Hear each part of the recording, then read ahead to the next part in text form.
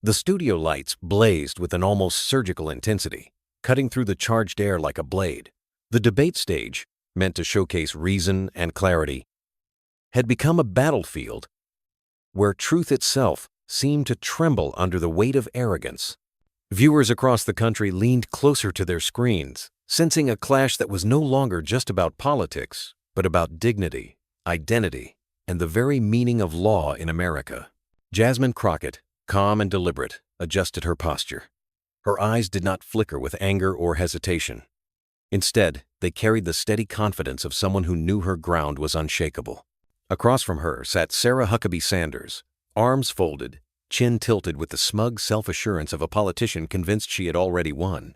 She had been circling her talking points with the ease of someone accustomed to avoiding scrutiny, spinning half-truths into rehearsed certainties, and then silence. A pause so sharp it cut through the clamor of words that had filled the room moments before. Crockett leaned forward, closing the physical and symbolic gap between herself and Sanders. With a voice steady enough to quiet the airwaves, she delivered the line that would echo across the nation. "You don't know the law." The words hung heavy, slicing through pretense, unraveling arrogance in an instant. Sanders blinked, momentarily stunned, her carefully crafted expression faltering. For a fraction of a second, she seemed small, diminished not by volume but by the sheer weight of truth spoken plainly. The commentators who had filled the broadcast with constant chatter froze, their voices caught in their throats. Across living rooms, phones, and streaming feeds, millions felt the same collective jolt, like watching a tower of bluster crumble under a single, precise strike. Crockett didn't smirk. She didn't raise her voice. She didn't need to. The authority of her training, her history, her very presence carried more force than any insult could. In that moment, she was not just speaking to Sanders, she was speaking to every person who had ever been dismissed, underestimated, or silenced by someone cloaked in power but hollow in substance. And yet, as devastating as those 5 words were, they were only the opening spark. The firestorm that followed would ripple far beyond the studio, rewriting the balance of this debate and igniting a conversation that Sanders would never have wanted to face. But this was only the beginning of a takedown America would never forget. The line had landed like a thunderclap, but its power stretched beyond the studio walls. This wasn't just a spat between 2 political figures. It was a collision of values playing out on live television, in front of an audience hungry for clarity and a country drowning in noise. Millions of viewers weren't merely witnessing an exchange of words. They were seeing a struggle over who gets to define truth, who holds authority, and whose voice carries weight in the American story. Sarah Huckabee Sanders had walked into this broadcast with the posture of someone confident in her role. As a former press secretary and current governor, she was accustomed to commanding attention, spinning narratives, and projecting certainty even when facts wavered. She positioned herself as the voice of authority, the one who could dismiss complexities with a wave of her hand and a practiced smirk. To her supporters, she was the embodiment of strength. To her critics, she was the polished mask of arrogance. On the other side was Jasmine Crockett, whose very presence carried a different resonance. She wasn't just another politician on the stage. She was a trained attorney, a woman who had built her career on the weight of law, not the weight of spin. Crockett entered the debate not to charm or deflect, but to uphold principles that too often get drowned in rhetoric. In her calm, precise words, audiences could sense a higher stake. The fight to prove that expertise and truth still mattered in a time when bluster often won headlines. The stage lights intensified the contrast. Sanders leaned back in her chair, exuding bravado, while Crockett leaned into the truth with surgical focus. Every sentence exchanged became more than debate. It was a referendum on whether America still valued knowledge over ignorance, clarity over confusion, dignity over arrogance. What raised the stakes even higher was the medium itself. This wasn't a closed-door argument in a hearing room or a quietly filed legal brief. It was live television instant, unforgiving, amplified across every screen and every feed. Viewers scrolling on their phones, families watching in living rooms, students streaming in dorms, all were part of this unfolding moment. And as Crockett's words cut through Sanders' veneer, the tension grew unbearable. Millions were watching, waiting to see who would bend first. Would Sanders double down, forcing arrogance into a shield? Or would Crockett, under the weight of constant interruptions, falter. The air thickened with anticipation. Commentators whispered about a defining clash. On social media, clips were already beginning to circulate, headlines waiting to be written before the debate even ended. Every second mattered. Every word carried consequence. Crockett was not just challenging Sanders. She was challenging the broader culture of dismissiveness that had too often silenced women, silenced immigrants, silenced anyone who dared to demand accountability. Sanders, in turn, represented the power of spin, the audacity of wielding authority without grounding it in truth. And then, just as the tension threatened to snap, Sanders made the mistake that set everything in motion. Sarah Huckabee Sanders did not arrive on that stage by accident. Her rise had been carved out of a political dynasty, a family name woven tightly into conservative power circles. The daughter of former Arkansas Governor Mike Huckabee, she inherited not only his platform but also the sharp-edged instincts of someone trained to fight every challenge with deflection and certainty. Politics wasn't merely her career, it was her inheritance, her identity, and her weapon. Her first taste of the national spotlight came during the turbulent years of the Trump administration, where she served as White House press secretary. The role, already combative by design, became under Sanders a showcase of confrontation. She faced daily questions from journalists about policies that shook the country. And rather than answer with transparency, she perfected the art of the dodge. She would smile, tilt her head slightly, and unload talking points polished enough to gleam, but hollow enough to collapse under scrutiny. Time and again, she was accused of twisting facts, of dismissing legitimate concerns as fake news, of insisting on loyalty over accuracy. And yet, she carried herself with an unwavering confidence that made it difficult for critics to land blows. Even when she admitted later that she had given false information from the podium, she did so without apology, treating deception as simply another tactic of political warfare. To her, evasion wasn't weakness, it was strength. That posture followed her back to Arkansas when she ran for governor. The campaign leaned not on policy detail, but on rhetoric, bold promises, patriotic imagery, and constant appeals to her role as a mother protecting her children from a supposedly hostile America. She cast herself as the guardian of tradition, the defender of real values, while rarely stepping into the weeds of how those values would be enacted. Her supporters loved her for it. Her critics saw it as the same brand of arrogance that had defined her Washington tenure. Contradictions piled up. She spoke about protecting freedom while supporting measures that restricted it. She painted herself as a fighter for everyday people while aligning with policies that advantaged the powerful. She claimed moral clarity while defending an administration often mired in scandal. These contradictions didn't bother Sanders. She wore them as armor, certain that confidence alone could obscure the gaps. That confidence, what some might call bluster, became her defining style. Sanders didn't debate so much as bulldoze. She didn't answer questions so much as circle around them until her audience grew weary. And because she rarely wavered, she convinced many that her steadiness was proof of strength rather than an unwillingness to engage with substance. It was a calculated arrogance honed over years of public sparring. But arrogance has a way of blinding. By convincing herself that authority came from speaking louder, she failed to recognize the power of those who spoke sharper. She dismissed critics, especially women of color, as if their voices carried less legitimacy. She leaned on her title, her lineage, and her practiced air of certainty, assuming they would always be enough to keep challengers at bay. That assumption carried her into this debate. She arrived on stage believing her record, her practiced lines, and her status as a governor would give her the upper hand. She believed Crockett would play the role of the respectful opponent, perhaps fiery, but never threatening to her authority. Sanders underestimated not just her opponent, but the hunger of an audience weary of spin, longing for someone who would strip arrogance bare. This is where the stage was set. Sanders, brimming with certainty, born of years behind podiums and cameras, convinced she could weather anything with sheer confidence. She had parried journalists, bulldozed critics, and evaded accountability without faltering. Why should tonight be any different? Because what Sanders did not see, what she could not imagine, was that she would soon be facing someone who embodied the very opposite of her style, a woman whose strength came not from bluster, but from mastery, a woman who did not need to spin because she had the law itself at her back. That same arrogance, the arrogance that had carried Sanders through the halls of power, would soon collide with a woman she underestimated, Jasmine Crockett's story began far from the spotlight of national television. Long before the cameras captured her steady gaze and sharp words, she was a young woman navigating a country that too often told her she didn't belong at the table. As a black woman from Texas, her path was never lined with guarantees or shortcuts. She had to carve her way forward with the weight of history pressing against her, the kind of history that told women like her to stay quiet, to be grateful for scraps of recognition, to never challenge the voices that called themselves authorities.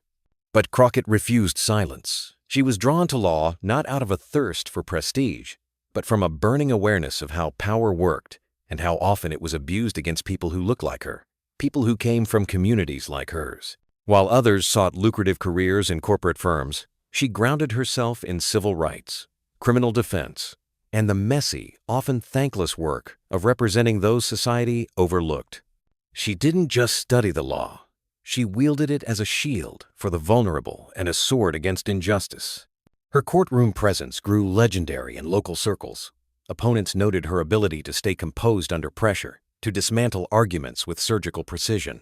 She didn't need theatrics. Her weapon was clarity. Her gift was turning the complexities of statutes into undeniable truth. Yet for every victory, there was the sting of bias, the sideways glances, the patronizing tones, the assumptions that her youth or her skin color meant she was less capable. She endured it all, not by hardening into cynicism, but by letting each slight fuel her resolve. When she entered politics, she brought that same spirit into the public arena. Her campaigns weren't bankrolled by dynasties or powered by political machines. They were grassroots efforts, driven by people who saw in her not just a politician, but a voice that echoed their own struggles. She talked openly about being underestimated, about the ways systemic barriers shape opportunities, and about why those barriers had to be dismantled. For every supporter who cheered her authenticity, there were detractors who tried to diminish her as too loud, too aggressive, or too inexperienced. She absorbed those attacks, wearing them like armor, because she knew who she was, and she knew the people she represented. Crockett's rise to Congress wasn't smooth or inevitable. It was a battle marked by sleepless nights, endless miles on the campaign trail, and the constant balancing act of proving her competence while refusing to dull her edges. In a world that often demanded black women soften themselves to be palatable, she stayed sharp, unapologetic, unflinching. That courage earned her both fierce loyalty and relentless opposition. Yet through it all, she built a reputation. Jasmine Crockett was not someone you dismissed lightly. Her colleagues began to see her as the attorney who carried the Constitution in her bones. She was the Congresswoman who quoted statutes as effortlessly as others quoted slogans. She wasn't interested in performance for performance's sake. Her fire always had substance behind it. And for many Americans watching from the sidelines, she became a symbol, proof that someone could break through the noise without betraying themselves. But beneath the accolades and the growing recognition, Crockett carried scars. She knew the cost of every battle, every moment she had to stand taller just to be seen as equal. She knew the exhaustion of having to be twice as prepared, twice as careful, twice as flawless, because the margin for error was thinner for women like her. Those scars did not weaken her. They gave her depth. They reminded her why the fight mattered. And so, when she sat across from Sarah Huckabee Sanders in that blindingly lit studio, Crockett wasn't merely another politician engaging in televised sparring. She was the product of years of struggle, of battles fought on behalf of others, of slights endured and overcome. Every courtroom challenge, every campaign insult, every time someone tried to diminish her, it all converged into this moment. The calm in her voice wasn't accidental. It was forged through years of practice, through the discipline of never letting others dictate her worth. The precision of her words came not from arrogance, but from the unshakable foundation of legal knowledge she had spent a lifetime building. She wasn't just debating. She was defending a principle she had lived by, that truth and dignity are not negotiable. To the millions watching, Crockett's presence radiated something larger than the stage. She wasn't only representing herself, she was representing every young woman told she was too ambitious, every immigrant family told their voices didn't matter, every black professional who had been underestimated and talked over. She became the embodiment of resilience. And with that embodiment came power. And everything she had endured, every scar, every triumph, every moment of grit, had prepared her for this single televised moment. From the opening exchanges, the contrast was undeniable. Sarah Huckabee Sanders took the floor with the kind of swagger that comes from years of political sparring. Her words rolled out in neat, prepackaged sound bites, delivered with a smirk that suggested the audience should already agree with her.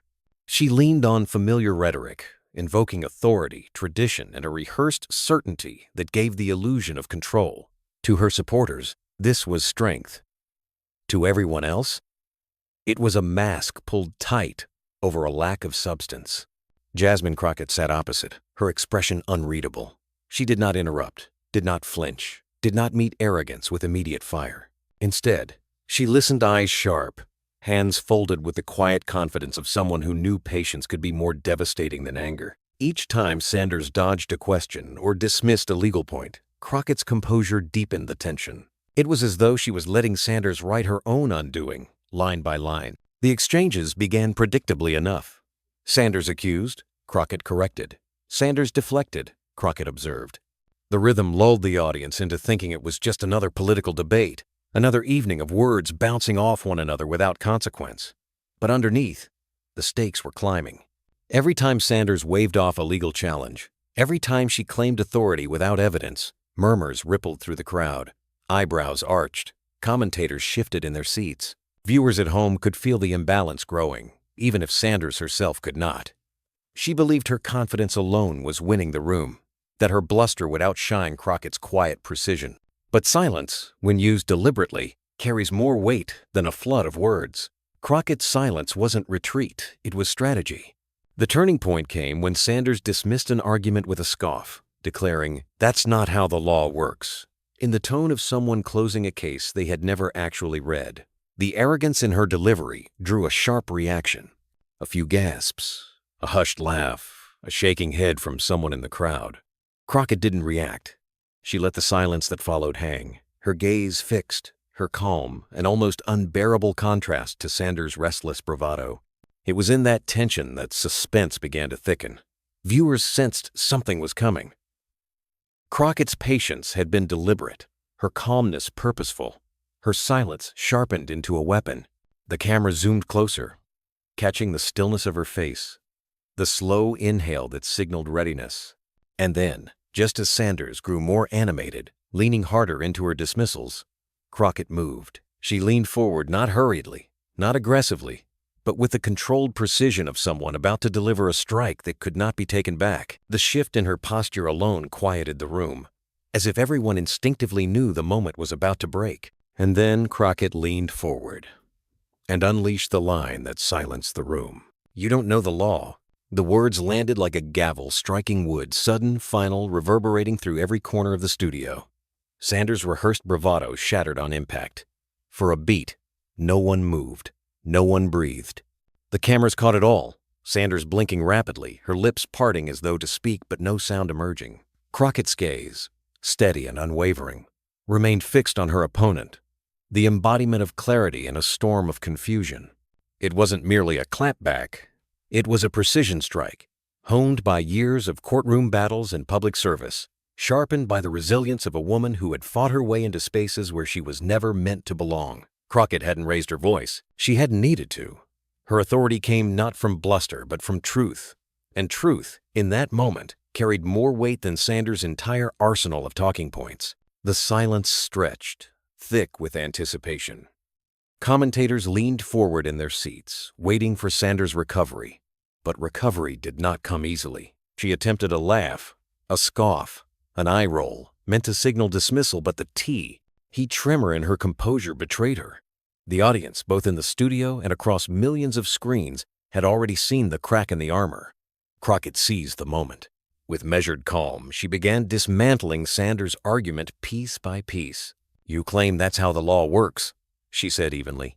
"But here is the statute you've overlooked. Here is the precedent you refuse to acknowledge. And here is why your interpretation is not only wrong, it's dangerous." Each phrase landed with surgical precision, backed not by rhetoric, but by legal fact. Every time Sanders tried to interject, Crockett cut her off not with rudeness, but with clarity. "No. Let me finish. Because this matters. She leaned into the microphone, her words deliberate, her tone sharpened by conviction. When you stand here and tell the American people that this is how the law works, you are misleading them. You are misusing your platform. And you are wrong. Gasps erupted in the audience. Some clapped. Others simply sat in stunned silence, hands pressed to their mouths as though they'd just witnessed history bend before their eyes. On the split-screen broadcast, Sanders' expression flickered between irritation and unease. For years, she had built her reputation on out-talking her opponents, drowning them in deflections and misdirection. But Crockett was not playing that game.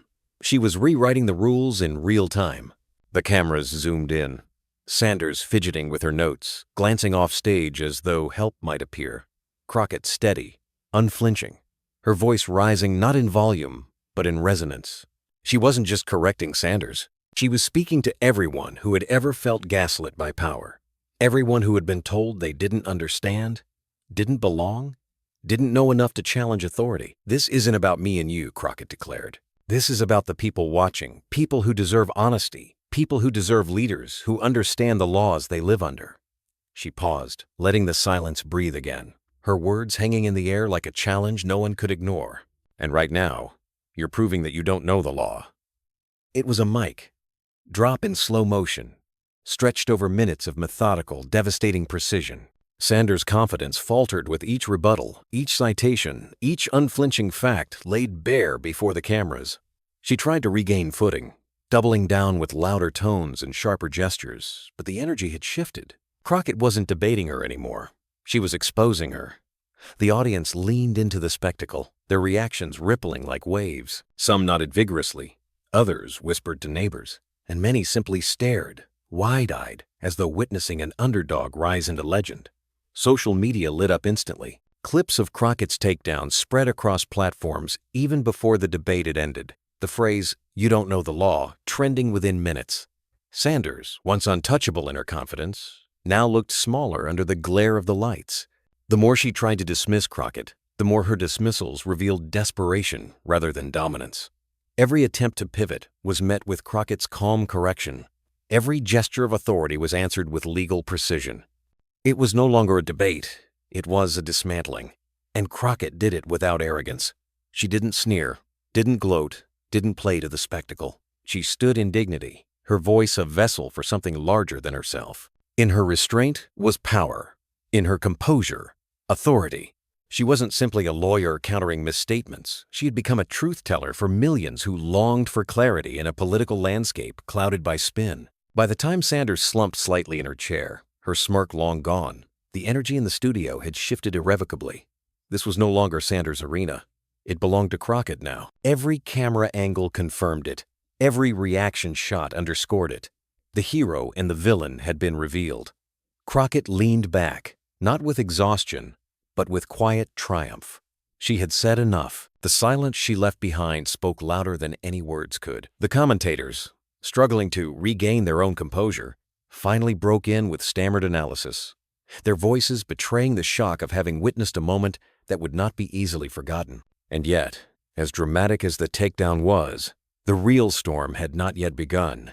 Because outside the studio, beyond the stage lights and controlled environment of televised debate, the world was already reacting. Social media was ablaze. Headlines were being written in real time. The ripple effect of Crockett's words was spreading faster than anyone could have predicted. But outside the studio, the explosion was just beginning. The moment Crockett's words echoed across the airwaves, the country reacted with the speed of lightning. Within minutes, the clip had been ripped, reposted, and replayed on every platform imaginable. On Twitter now, X, the phrase, "You don't know the law," wasn't just trending, it was exploding.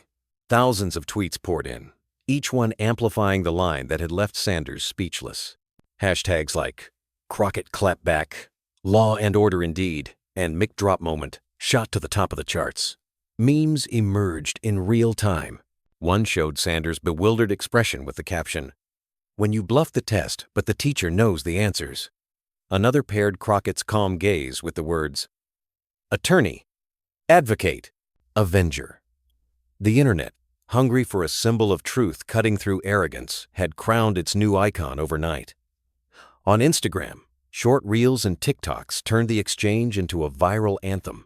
Creators layered Crockett's line over music drops, slow-motion edits, and even courtroom scenes from old TV shows. The comment sections flooded with fire emojis, clapping hands, and the words, "She spoke for us." Mainstream media caught up quickly. Cable news anchors replayed the clip with breathless commentary. "Rarely do we see such composure under fire," one said. Crockett didn't just defend her position, she embodied authority. Even outlets traditionally critical of her side were forced to acknowledge the power of the moment. One conservative commentator admitted grudgingly, "Whether you agree with her or not, that was a masterclass in dismantling an opponent." And then came the voices of ordinary people. Teachers, nurses, immigrants, and everyday Americans took to their feeds, their words carrying the raw emotion of those who had long felt overlooked. "She said what we've wanted to scream at our TVs for years," one user posted. Another wrote, "Finally, someone who doesn't let the lies slide." Parents recorded videos of their children watching Crockett's line, their little faces lighting up as though they understood they were witnessing something bigger than politics. The ripple effect grew. Hashtags turned into headlines. Headlines turned into conversations on talk shows, podcasts, and morning radio. The takedown wasn't confined to the studio anymore. It was spilling into coffee shops, classrooms, and office break rooms. Everyone had an opinion, and most opinions carried admiration for Crockett's clarity. Even Sanders' allies seemed rattled. Some offered half-hearted defenses, claiming she had been taken out of context. Others went quiet, recognizing the futility of trying to spin a moment that had already imprinted itself on the national consciousness. And yet, through all the applause, one thing became clear. What lingered wasn't just the clapback. It wasn't only the line that silenced the room or the memes that lit up the internet. It was the lesson woven into it, the deeper truth Crockett had carried with her, earned through struggle and sacrifice.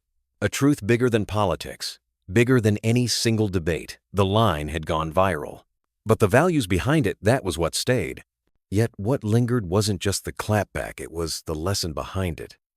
When the applause and laughter faded, when the memes had run their course and the hashtags slowed in speed, what remained was the deeper resonance of Jasmine Crockett's stand. The confrontation wasn't about a single exchange or a clever one-liner. It was about something larger, something Americans had been yearning for but seldom saw on their screens.